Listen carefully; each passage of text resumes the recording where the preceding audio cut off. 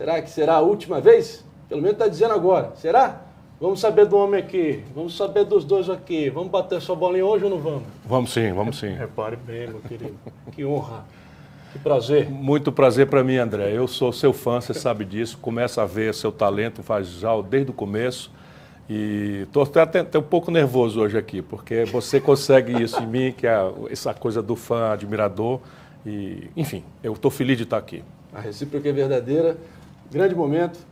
De fato, Ciro, eu tenho dito sempre, e isso eu falo de peito aberto, que você me deu o meu melhor personagem.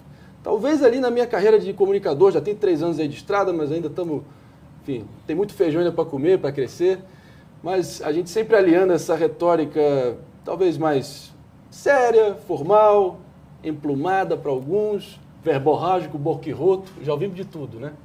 Mas também a gente talvez tenta colocar algumas tiradas mais populares, umas bravatas para tentar tornar o discurso mais acessível. Essa é a minha leitura do teu estilo retórico. Tentando acessar primeiro a tua psicologia, o teu lado humano antes, depois da gente entrar aqui realmente no que a gente está pronto para te ouvir enquanto presidenciável, mais uma tentativa agora para o Planalto, e você é um protagonista da política. Eu quero saber, primeiro, quando é que você percebeu que você tinha, de fato, o dom da oratória? Porque ninguém tira isso de você. Eu começo muito cedo dando valor aos caminhos da expressão, que são a leitura. Tá. Né? Eu sempre tive uma compulsão por leitura. Ler. Fui muito estimulado pelos meus pais. Meu pai e minha mãe são pessoas que passaram muito perrengue, mas ascenderam socialmente para a classe média, funcionários públicos, professores, ambos da rede pública, pela educação. E isso, então, em casa, na escola e tal. E eu, só para você ter uma ideia, conto rapidamente 2 episódios para demonstrar minha compulsão, o meu prazer com a leitura.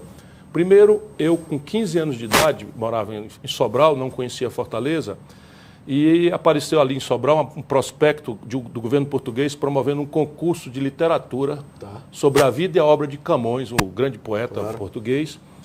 E eu resolvi, peguei um caderno, que era aqueles cadernos de arame e tal, que não existia computador, e escrevi à mão.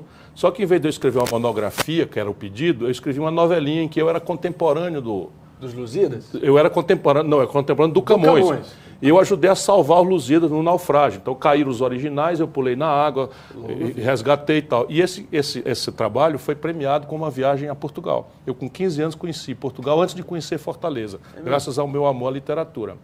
A outra é um episódio mais pitoresco. Eu viajei com meu pai para uma fazenda no sertão lá do Ceará e não tinha energia, nem coisa nenhuma, e a gente dormindo ali, e eu esqueci de levar o meu livro.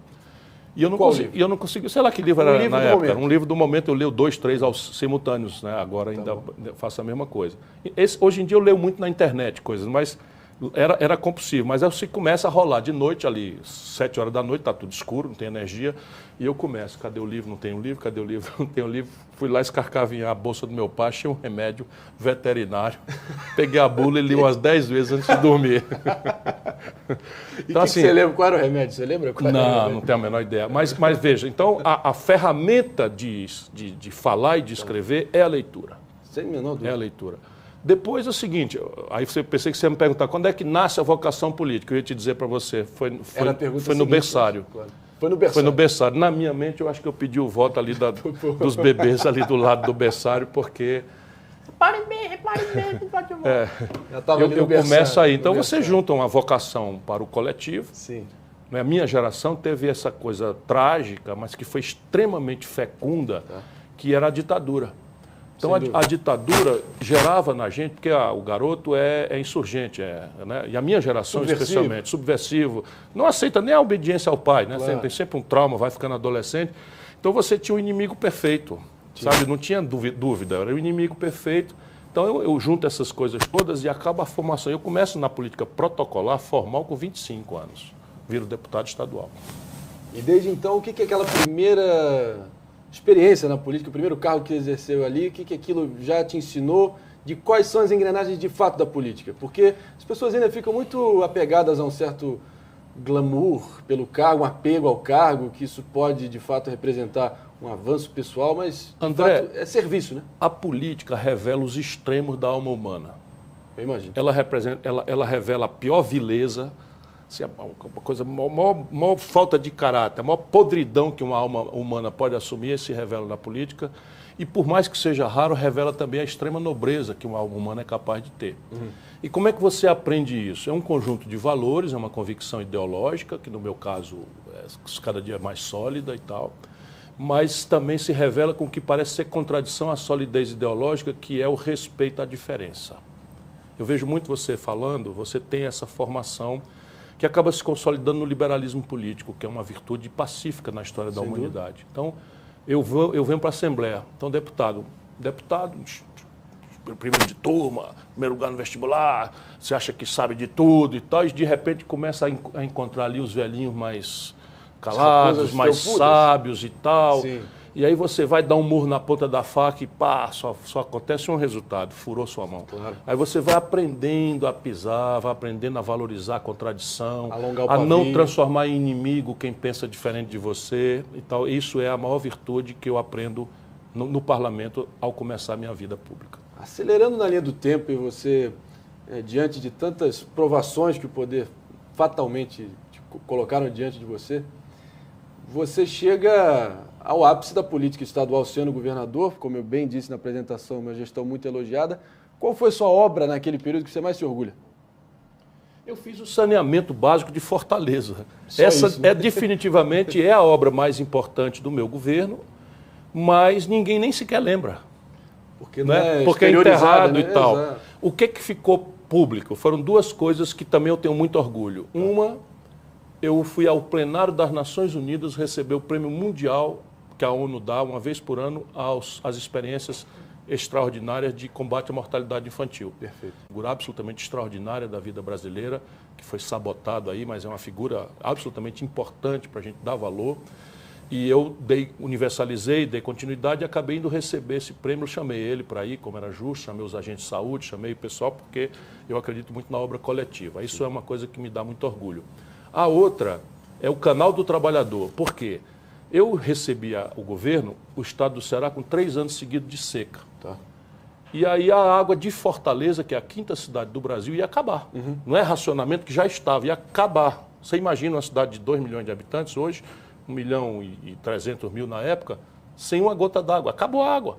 E eu digo, isso é inimaginável. Né? Então, fiz uma grande barragem, outra seca. A barragem ficou lá e não chegou água. Sim. E aí eu chamei o bispo, eu fazia isso sempre, quando tinha grandes confusões assim, eu chamava a inteligência coletiva. Então, chamei todo mundo, e agora? Como é que a gente vai fazer?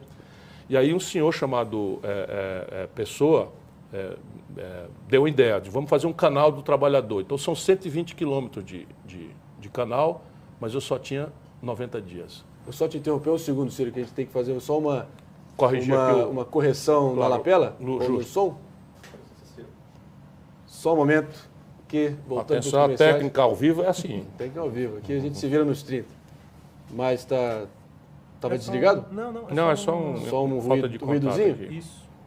Pedir a paciência do pessoal que está assistindo, porque a gente vai seguir aqui ouvindo do próprio do homem. Sei bem, esse barulhinho aqui roçando aqui. Deixa aqui que aí fica bem tranquilo aqui, não vai dar problema nenhum. Perfeito. Pronto. Esse estofamento rosa aí, foi a Gisele que deu esse terninho novo aqui. Rapaz, foi a Gisele. A Gisele está cuidando de mim. Eu sou uma pessoa, tenho esse privilégio também. Então, te contando, então, na reunião, os caras diziam assim, olha, só tem água no Oroz, que está a 600 quilômetros, o Oroz desce água no Jaguaribe, e dá para captar em Itaiçaba essa água a 120 quilômetros de Fortaleza. Tá. Caramba, mas 120 quilômetros de canal em 90 dias, disseram os engenheiros, isso é impossível. Aí eu disse, impossível é falta água. E 10 quilômetros dá para fazer? Os caras, 10 quilômetros dá para fazer. Então pronto, vão ser 12 obras de 10 quilômetros. E eu fui lá, eu mesmo coordenar essa obra e consegui. É uma daquelas fotos famosas suas, você está naquele canal com o pessoal ladeando você? Exatamente. Isso foi a obra que ficou mais famosa, de maneira que hoje a água de Fortaleza, ou eu ou meu irmão é que somos os responsáveis por termos feito a obra estratégica. Agora, eu tenho uma coisa que eu peguei de umas grandes referências que eu tenho enquanto comunicador e político, que é o 40º presidente americano Ronald Reagan, pai do neoliberalismo, que é completamente defasado, completamente inculcado, aí está... Vamos conversar sobre isso. Vamos conversar sobre isso. Não é um palavrão. Né? Não é um palavrão. Mas tem esse livro aqui, muito, muito bom, recomendo, pessoal. Antologia da Maldade. É um compêndio de frases sensacional do Gustavo H.B. Franco e do Fábio Giambiadi. Lá para as tantas, ele divide várias frases em temas específicos, né? E aí eu queria trazer duas aqui para a sua apreciação, tá? Primeiro do Lord Bryce, que é um historiador e diplomata irlandês, a respeito da necessidade de diagnósticos e liderança corretos por parte dos dirigentes de um país. Ele disse, abre aspas, é possível que nenhuma outra forma de governo precise tanto de grandes líderes quanto a democracia. Antes da gente começar a bater essa bola aqui, você estava mencionando a sua admiração ao Winston Churchill, que tem até um quadro ali, e você estava lá agora nos bastidores da... Na bastidores não, presencialmente. Na posse do ministro Alexandre de Moraes no TSE, que na avaliação de vários especialistas foi histórica, e teve realmente... Foi um prato cheio para satiristas políticos verem ali as nuances, as inter-relações de cada um sentado. Eu vi que você estava ali um pouquinho mais atrás, ali no segundo pelotão, e no canto direito tinha o Alckmin e o Carluxo, foi isso? Isso. Conte-me mais. Eu vou te dizer o que eu falei para a Gisele e eu vou falar aqui, vou confessar. Eu digo, eu fiquei olhando ali aquela coisa, eu pensei, meteoro, pode cair. Sabe, o sacrifício da minha vida vale a pena se esse meteoro cair aqui. Evidentemente, alguns sacrifícios também aconteceriam, mas, sabe, eu vi ali a fina flor da República Brasileira, que é uma flor do lodo hoje, sabe? Por maioria, você vê determinadas figuras, sabe, dando as cartas numa vida de uma república, nós estamos ferrados, irmão. Se a gente não achar o caminho da mudança, nós estamos muito ferrados.